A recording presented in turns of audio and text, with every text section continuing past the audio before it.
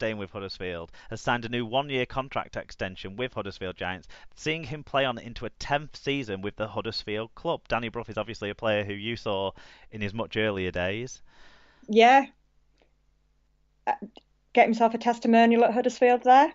Yeah, it's good for him. It's probably decent for the club because it's one thing I haven't seen them necessarily do is bring through halfbacks. Do you still think of Danny Brough as someone you remember fondly from his sort of Challenge Cup winning Well, yeah, performance? 2005 Challenge Cup final, you've got to, those 17 players always have a special part of your heart, don't they? But yeah, I think his off-field activities rather saw him leaving Hull by all accounts. Yeah, he's probably grown up a little bit in the. Well, it's been that's a long time ago, isn't it? He had I a was couple of years shocked at when I saw Wakefield, it was and 10 years, yeah. but it was 2005 that he won the cup with us. But I remember him transferring because he transferred sort of mid-season, didn't he, to Yeah, Huddersfield from Wakefield? Didn't he do a swap with Oh, he did swap with someone, and I can't remember who now. Anyway, um, Warwick. That's about as much as we spoke about Danny Brough this season. Warwickshire Wolves has confirmed that promising outside back Jack Johnson will miss the rest of the season after suffering a horror injury in training. The 21-year-old snapped his tibia and fibula in training last Tuesday. oh, He has had his operation, which is a positive, so he's on the mend, and he seems to be in good spirits from his social media posting. So yeah, it's just a bit crap, is it, when a young kid who's got a yeah, lot it's of horrible. talent and probably would have got a go in this Warrington side at the moment because they've not really nailed down who those best outside backs are. No, it's just these training injuries. They must be soul destroying, mustn't they? I can't imagine like he hasn't played for the first team this year, and it's a serious injury as well. How it seems strange. Obviously, they're still playing rugby, aren't they, in training? It just seems Yeah, strange how one could happen. Although talking about injuries and how they happen, have you seen Sean Lunt's going to be out for about a month, mate, potentially, um, from basically walking into a PVC door from the sounds of things. oh no. He's got a big gash on his knee, so he's had to have I think a dozen stitches or so, and is out of action for about 3 or 4 weeks. So that might get him close to the Easter Derby, actually. Yeah, mind you, I remember a number of years ago, David Maiden, who used to play for us, he tore the ligaments in his ankle playing football outside with his son. 5, 6 year old, he went over on the football. Wow. So I'm sure some of our listeners will remember some great injuries out there. If they want to send those in for next week's shout out and feedbacks, that'd be an amusing thing to go through and make light of some serious injuries. But that'll be one we could have a look at. I think there's still some mystery injuries out there as well, isn't there? Like quite how Sam Tompkins re-injured himself uh, towards the back end of the 2016 season, we'll never really know. For example. Right, this is a kind of big bit of news that's been confirmed this afternoon. Toronto Wolfpack are set to play. We're recording on the Monday. Toronto Wolfpack are set to pay Salford Red Devils an undisclosed transfer fee for fullback Gareth O'Brien as the Salford club look to lower their wage bill and steady their finances for the new post-Kukash era. It's apparently a 3-year deal that Gareth O'Brien has signed for the Wolfpack. Big moves. Salford potentially cutting the cloth, and Toronto making more signings from the Super League. yeah, it's worrying times for Salford, isn't it? Yeah, what does Owen think to all this? Have you had a chat with him recently I about the haven't goings on? actually. I haven't spoken to him for a little while. He's Helen and Lucy were over, but I haven't actually talked to them yet.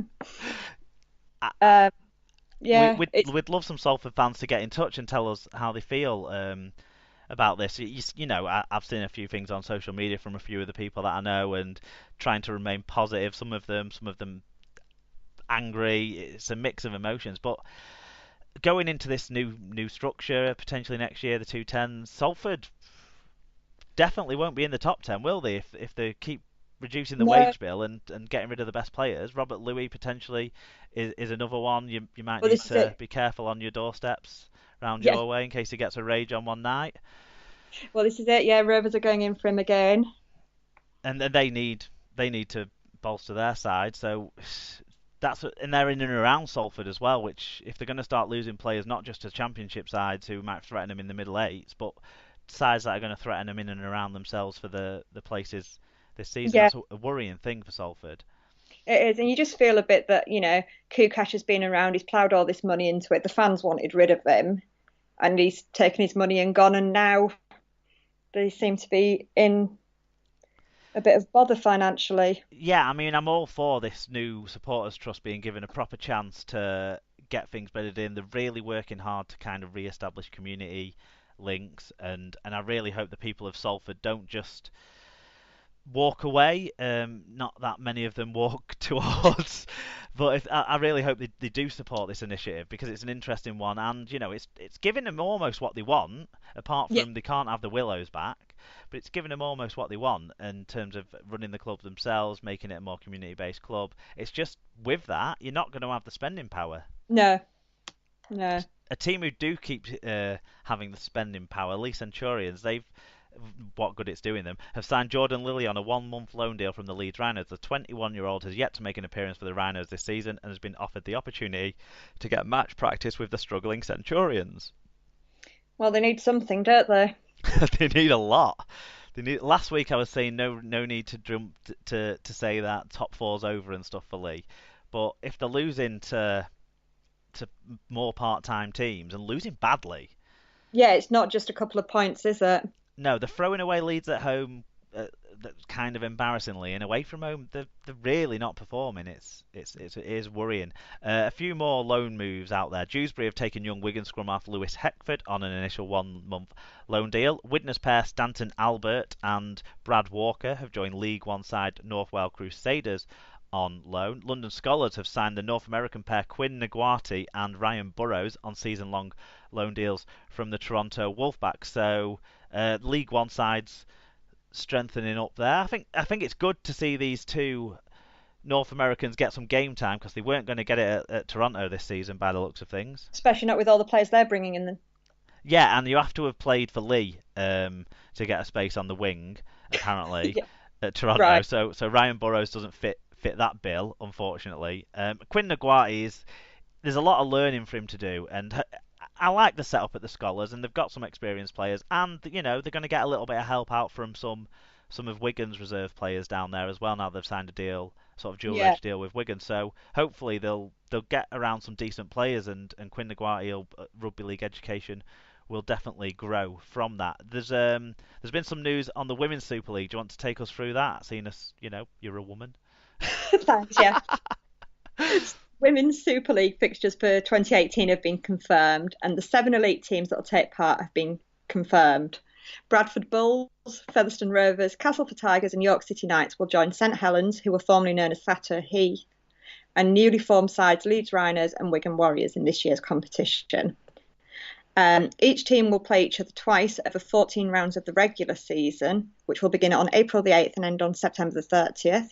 That's novel, isn't it, for rugby league? Everyone just playing each other twice. Teams at this point will then enter into semi-final playoff before the Women's Super League Grand Final on Saturday, October the 13th at the Manchester Regional Arena, the Etihad campus. Yeah, that's by then maybe he's going to be the Rugby League Development Centre of Yeah, Excellence or whatever it might be. yeah. And one of the potential stars of the Women's Super League will be St Helens hooker Tara Jones, who became the first ever female on-field match official in a Super League game when she was an in-goal official for the match between Wigan and Wakefield yesterday. Yeah, do you know? I spotted that there was a woman warming up with the referees. Didn't really think twice about it. Then, to be honest, I didn't really go through the names of who the match officials were going to be before the game because I tend to just see who the referee is and also think doesn't matter who's well in the green as they tend to wear at the moment Yeah. because they're not going to decide the game ultimately. But yeah, so it wasn't even there wasn't even a big deal made out of it until after the game. Really, the RFL publicity machine of what there is of that did plug it quite big. They made sure there was articles about Tara Jones and all that sort of stuff. I think it's a positive move all around. The fact that they've been able to confirm fixtures. It's 7 teams. Yeah, it's Uh, a decent number to start with, isn't it? and it's good to see that the teams aren't just coming from the Super League sides. I mean, York is a Mm, city where we need to really get rugby league back on the map in. Bradford Bulls, they've got an absolutely exceptional ladies side. So have the Featherstone Rovers. So those two like lower division sides will go into this tournament as probably favourites alongside the former Thatto Heath side because they were a good side for yeah, many years.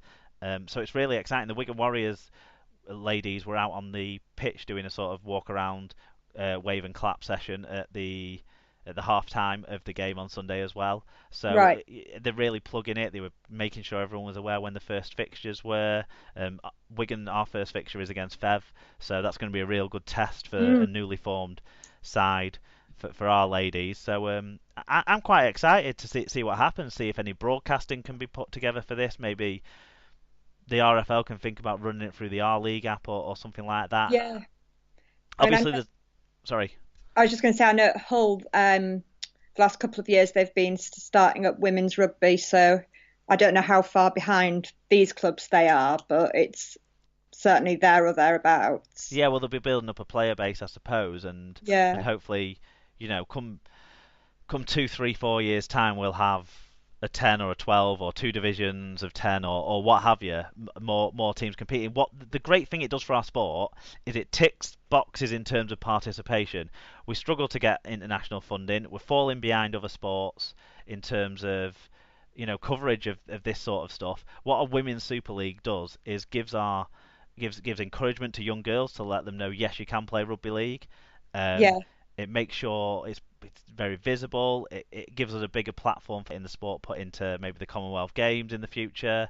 In the nines version, if you've got a bigger player pool, and it means our participation's higher. So for Sport England, that sort of stuff's really important. So I really hope it kicks on, and because so much of the rugby league supporter base is women, not yeah. that you necessarily want them to be.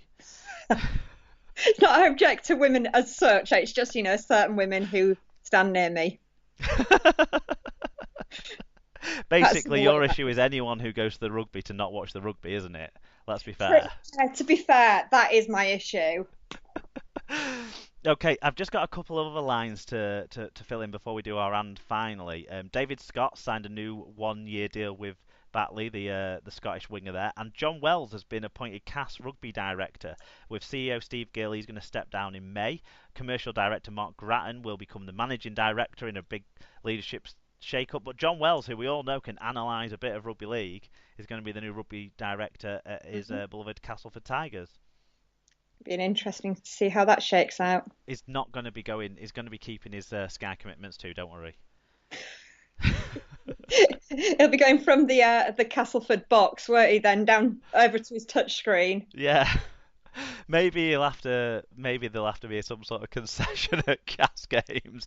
He already clearly wants them to win all the time, so we'll see. Right, so we're moving on to our and finally, and these are kind of the sillier, crazier, wackier, sometimes more heartwarming stories in rugby league. This week it's not a heartwarming story, but it certainly is an absolutely crazy one, and it's former St Helens and Wakefield player Scott Moore has been jailed for 23 months after assaulting three police officers following a high-speed car chase. Moore pleaded guilty to dangerous driving and 3 counts of assault, which all took place on Friday, the 14th of October 2016. Dashcam footage from the police car captures Moore's black Mercedes overtaking a lorry at around 100 miles per hour on a stretch of roadworks, which had a speed limit of 30 miles an hour, before continuing to accelerate along the A580 at speeds of more than 150 miles per hour. The speed was consistent into a housing estate in Lee, and due to the excess speed of travel, the Mercedes collided with the wall of a house, causing extensive damage to both the wall and the vehicle. The pursuit then continued until it reached a dead end on Arrow Street in Lee. Immediately, the driver's door opened, revealing Moore as the driver, and because they thought his car was stolen at first, and one of the officers got out of the patrol car to detain him. He was elbowed by Moore, enabling him to escape and go into a garden. When the officers did catch up with him, he violently resisted arrest in a struggle lasting 50 minutes, in which Moore grunted and growled at the officers, despite being tasered 6 times. He kept rising to his feet to fight and charge at officers. Moore has now been jailed for 1 year and 11 months, and he has also been disqualified from driving for 2 years, so basically his jail sentence time.